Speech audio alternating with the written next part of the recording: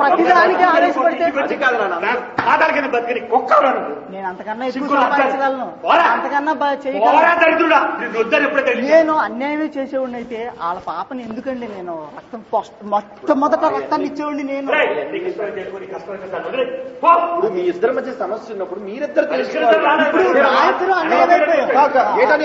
ఎవరి వల్ల చేతకాని నీ పెళ్ళం ఎంత తడుతున్నావు లేదంటే వదిలేదండి. ఈ రెండే నువ్వు చెయ్యాలా, అంతేగాని అది ఎవరిలో తెచ్చుకుంటే ఆడినాడు ఆడంగోడు ఎవడవుతో తెలుసా? నీ పిల్లలు ఎవరితో తొడుకుందో ఆండి అనుకుంటాడు ఆడంగోడు. నీకు చేతనైతే ముందు నీ పెళ్ళాన్ని తొన్ను, లేదంటే నీ పిల్లలతో విడాకులు చేసి, ఇది సమస్య. ఎందుకంటే నీ పెళ్ళం పిల్లకుండా ఎవడు పక్కలోకి రాడు, ఎవడో పిల్లకుండా నీ పిల్లం పక్కలోకి వెళ్దాం. కనుక పెళ్ళం నీ పెళ్ళం అయినప్పుడు సమస్య నీ దగ్గర ఉన్నప్పుడు నువ్వు తెచ్చుకోవాలి. సంఘం మధ్య ఎందుకు పెట్టాలి? ఇప్పుడు ఎక్కడో పూర్వము కాదు,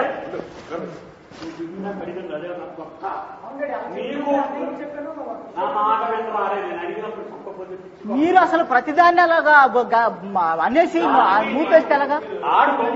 అది చూసారా, మీ వైపు తప్పుంటే ఎలాగైనా అంటారు నాపే కదా. అదే అదే నువ్వు గౌరవించ దేవుని వాక్యం గౌరవించుకుంటా. నేను ఎప్పుడు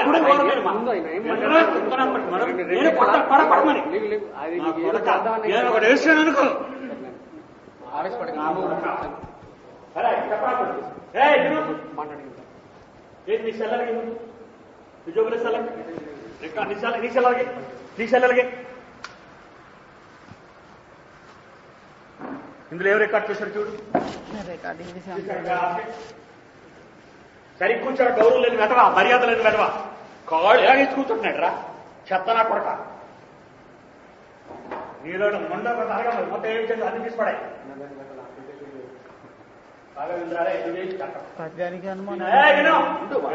మాట్లాడుతున్నాడు ఇదిగో అలా దొంగడు పక్కన నువ్వు చెప్పరా.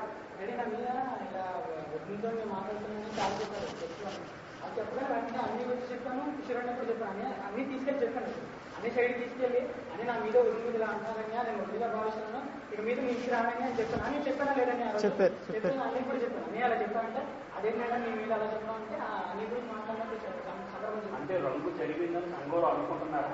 అవును అనుకుంటున్నారా? మరి ఏమంటే ఎక్స్ట్రా మాట్లాడతావు మరి